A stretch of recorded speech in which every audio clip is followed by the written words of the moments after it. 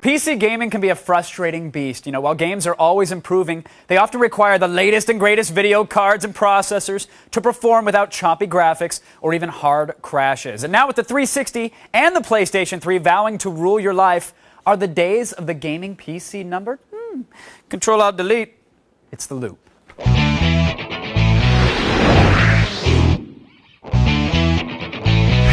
Note that on a standard keyboard that was the proper distance for the Control-Alt-Delete. I'm just saying. Joining me now, editorial coordinator for Tips and Tricks magazine, Abby Happy, and Manifesto Games CEO Greg Costikyan is here. Thanks for joining us in the loop, folks. My pleasure. Greg, this conversation happens all the time. It seems like every year, now it seems multiple times a year, people are saying, PC games, man, where are they going? They're selling less and less. I mean, what do you think, Greg? I mean, have consoles finally surpassed PC games? I think you have to keep in mind is even though the sales of PC games at conventional retail have declined precipitously over the last 5 years, we've also seen the emergence of the casual games market, which is 300 million plus, and the kind of subscription revenue to massively multiplayer online games, which is over $1 billion. And also, I think, increasing interest in kind of the independent games movement. So I don't think it's true that PC gaming is dying. Don't you see we have that same kind of stuff with the Xbox 360, the live arcade, and being able to download? You know, those sort of games like Geometry Wars has been hugely popular on consoles. Sure, Bejeweled is now out in high def on the 360 as well. So, I mean, Abby, what do you think? Aside from the casual games, the PopCap games of the world and the World of Warcraft, are you picking PCs or consoles when it comes to your gaming? Definitely consoles. I mean, when it comes to PC, what is it more than World of Warcraft at this point?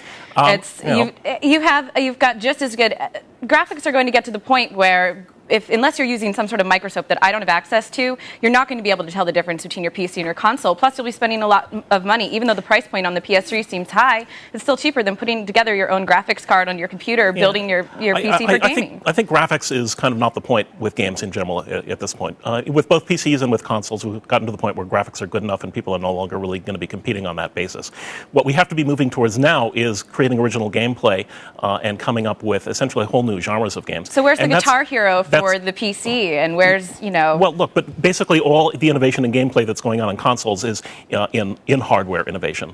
And if your idea of innovative gameplay is blowing into a microphone, then yeah, you should be going for consoles. Well, great, but great. Let me stop you there because that is something that I have been wrestling with, and that I used to be the biggest defender when it came to the PC platform, especially because of the independent games and the garage game type developers. Right. But now, I mean, I have seen the guitar controllers. I have seen touch-sensitive screens. You know, I have seen games that have motion sensitivity now with the Wii or the PlayStation 3 controller. So, and aside from graphics, how can the PC be more innovative? What is going on the PC side of things that is trumping any of that? Okay, but again, you're looking at technology. What I'm saying on the console side, a developer essentially has to go through 2 layers of potential censorship, both on the console manufacturer and on the part of a publisher. PC is an open platform. I don't need to get permission from Sony to develop for it. If I've got a really cool idea for a game, I can go out there and try to find an audience. But I think that they've really been trying to open up things like the 360 for third-party developers and have cheaper developers be able to put their games onto those consoles. Plus, I don't think that you can just push off the hardware. I think it's a really important part is getting integrated so much into gameplay with the DS, with the Wii controllers, and PC can't compete with that at this point. Well, I'm all for innovation in gameplay, however it comes through, and I think it's great that say the Wii has the kind of controller that it does. But still, fundamentally, when I come down to play a game, it's not my ability to wave something through the air or strum a guitar that gets me interested in the game. It's what are the game mechanics? How are they combined in new ways? What's novel and interesting about this game? And I don't think you can get that out of hardware. Now, Abby, there is something to be said for massively multiplayer games. They've been trying to bring these types of games and real-time strategy games to consoles for years. They've never had any success. With those 2 genres alone, can you possibly discount PC gaming when in the foreseeable future nothing's going to trump that on the console side? I know that they're developing those kind of games for consoles at this point, and whether they're going to be as successful as World of Warcraft, which kind of had the advantage, got out there.